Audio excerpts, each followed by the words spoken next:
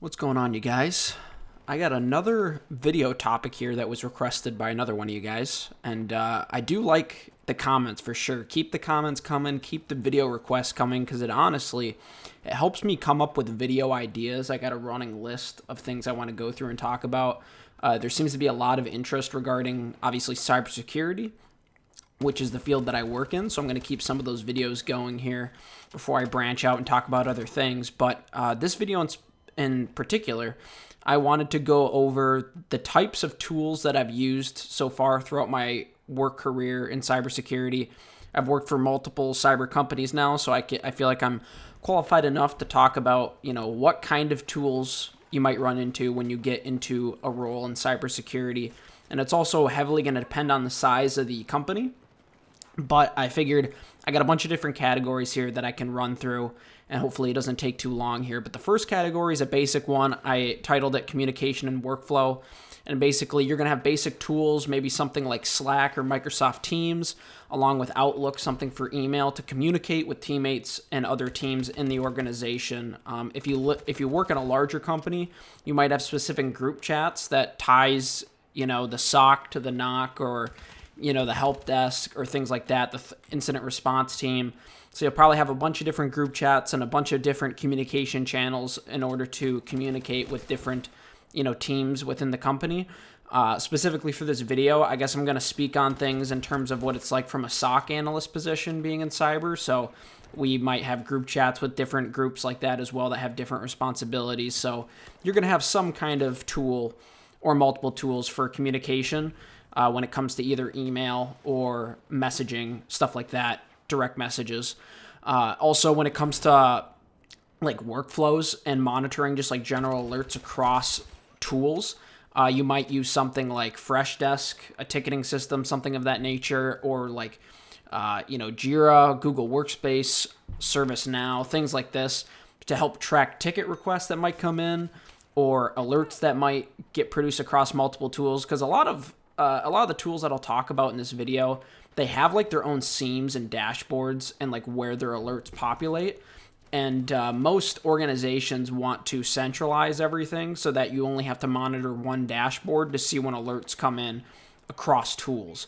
That's definitely an ideal scenario. And then hopefully, that dashboard, that unified dashboard that you're looking at, auto refreshes so you can see right away if a new alert has been produced in one of the other tools, and then you can go to that said tool to then triage it. So you're going to have something for communication, something for email, something for ticketing, and just kind of correlating and grouping alerts together in one centralized location so that you can keep it simple and monitor one thing at a time.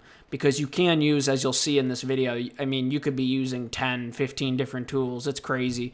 And definitely it might grow exponentially depending on the size of the corporation or the company that you're working for.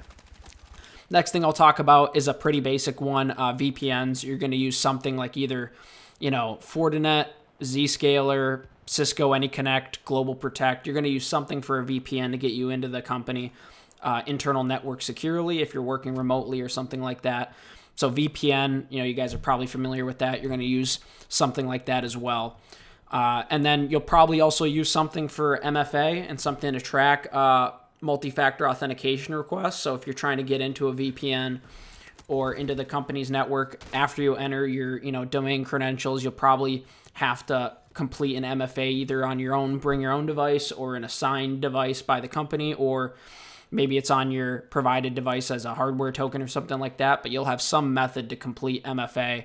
And so you might use, Okta, Azure AD, Entra ID, Ping Identity, something like that to track MFA. And then as a security analyst, you can probably go in and see those, those logs for MFA. So you can see, is someone logging in on their assigned device? Was it from, the same location that they're completing their MFA from, things like that. So you'll probably have that as well set up. In terms of endpoint visibility and control, you have a couple of different options. One of the basic and well-known categories in cyber is EDR, which is endpoint detection and response. These are tools like SentinelOne, CrowdStrike, Falcon, Microsoft Defender for endpoint. And so these are tools that you can deploy onto the endpoint to then scan for malware or suspicious processes on the computer, and also just gathering a lot of those logs that occur. So if you have a computer that's producing Windows event logs, like I've mentioned in one of my previous videos, a lot of times these EDR products can ingest all of those logs from that computer, and then you can see it in one kind of like deep search query based on the tool and what they provide for log aggregation. So that's one thing. And then you might get into more advanced tools that allow for some more control when it comes to maybe Microsoft Intune, Workspace ONE, Tanium, or Absolute. These are tools that also deploy onto endpoints or any devices really you want, and can give you further visibility into what's occurring on the device, like what's installed on it. And then if you want to go ahead and either isolate the endpoint or freeze it or lock it down, something like that. Typically, if you're in a larger organization and have the budget for it, you're probably going to have multiple products and multiple tools on an endpoint at different levels as well. So you might have one tool like SentinelOne or CrowdStrike that might install at the operating system level, and then you might have another tool that installs deeper into the firmware or something like that, almost like a rootkit, so that you might have malware that can circumvent and kind of avoid something like a standard EDR tool from detecting it, because it might get lower than the operating system and it might get into the kernel. And then so you might want another tool that's even deeper, maybe into the drivers or firmware, to then rectify that. So you're probably going to have different tools at different levels in the boot process of the computer. And that goes back to my last video where I was talking about building a computer, learning the boot process, and how that all works, why that's very important, because it's very relevant for these tools to work effectively. Going into probably it's probably the biggest sector for compromise is email. So email security, several different products out there that you might run into. There's Mimecast, there's Defender for Office 365, and there's Proofpoint. Proofpoint's another big one. You might use some tools like this to monitor email security, and that allows either users to submit emails to you that they think are suspicious, or Proofpoint has their own automated system as well that they might automatically detect suspicious emails before they even get to end users. But essentially, Proofpoint allows you to, grab samples of emails that have been sent to users. You can read, essentially in a safe environment, what the email consisted of, what links or attachments were included. You could then take those and drop them into a sandbox or something like that to determine if the email is legit or not. And then from there, you could use Proofpoint to quarantine the email, and then kind of just look across your entire organization and see if that email from that sender or from that email type, subject, anything like that, anything related to it, if you've seen that across your organization, across many employees or just a couple, things like that. And then you might also, cross-correlate between your EDR products and networking products to see if users, if this email is suspicious, did those users go to those suspicious domains or websites or click on those links, download those attachments, things like that. So email is probably the biggest sector when it comes to like where compromises come from. Most of the time it's because someone gets sent an email and someone clicks on a link and then boom, they're kind of hacked like that. So that's why going through all those basic certs I talked about, something like least privilege is very important. Separation of duties, making sure that users only have the set amount of permissions that's required to complete their job. Because if they get compromised and they have a lot of extra permissions that they shouldn't have access to or don't need access to, then if they're compromised, the hacker gets access to all those things as well. So you learn all that stuff in the basic certs, like I said, to cover. But that was email security, probably the biggest sector for compromise. So you'll have some tools for that. Also, when it comes to just log collection and visualization, most tools kind of do this on their own based on their own specific logs, but you might have specific tools that might aggregate logs from multiple different EDR tools and things like that. So some things I've used are like Kibana, Grafana, Datadog, some other similar products like I've mentioned in the past is Splunk, Graylog, New Relic. Graylog is, I think, an open source one for free that you can tinker with, and Splunk, I think, has some free option as well. But, a lot of these products are used for collecting and visualizing logs and metrics that supports monitoring and investigations. So you can definitely see mass log traffic, and you can see what's occurring, what trends are occurring, things like that. So that's something you guys are definitely going to want to get used to, because logs are everywhere, and it's important for compliance. It's important for just knowing what the hell is going on in your network, and even troubleshooting like just routine problems. Like a common one is cache credentials.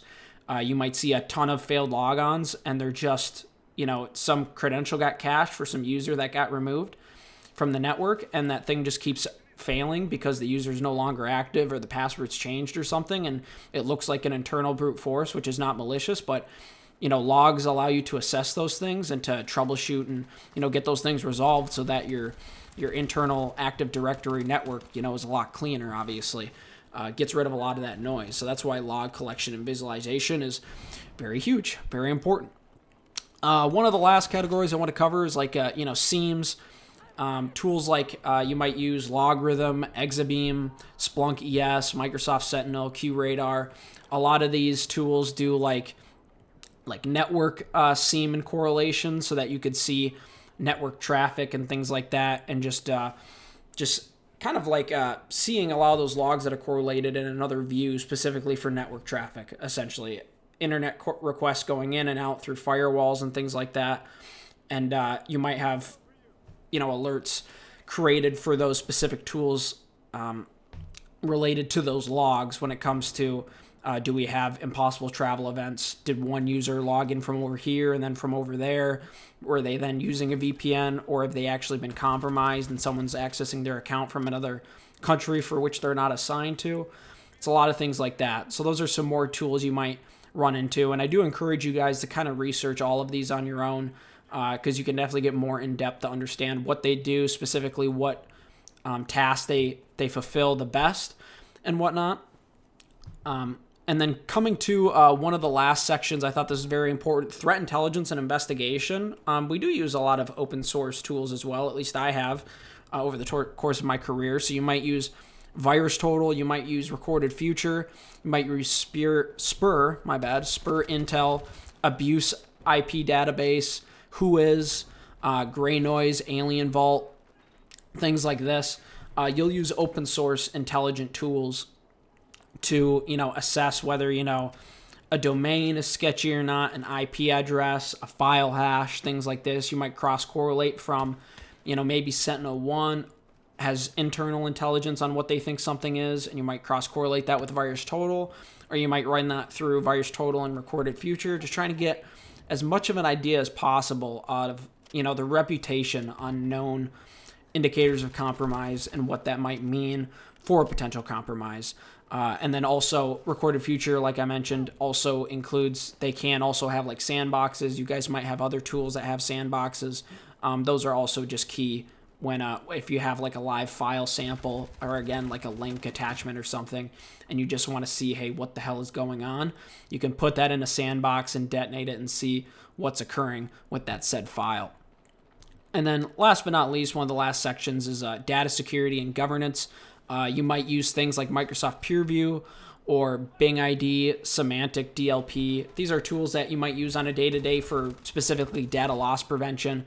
So this is just to monitor and see if classified information is leaving the organization or not, and you might get alerts for that. So that's something you guys will also see, and it's talked about a lot in things like the Security Plus as well, making sure that you don't have unauthorized data exfiltration either via email or some other channel leaving the organization. You might have tools to actually monitor for that kind of stuff as well.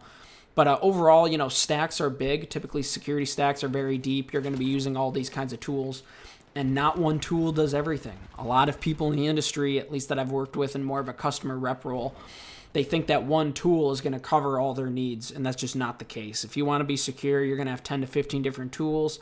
They're all going to have their own specialty and whatnot, and it's important for you as an analyst to get as much experience with each tool as possible and try to get as competent using each tool as much as possible.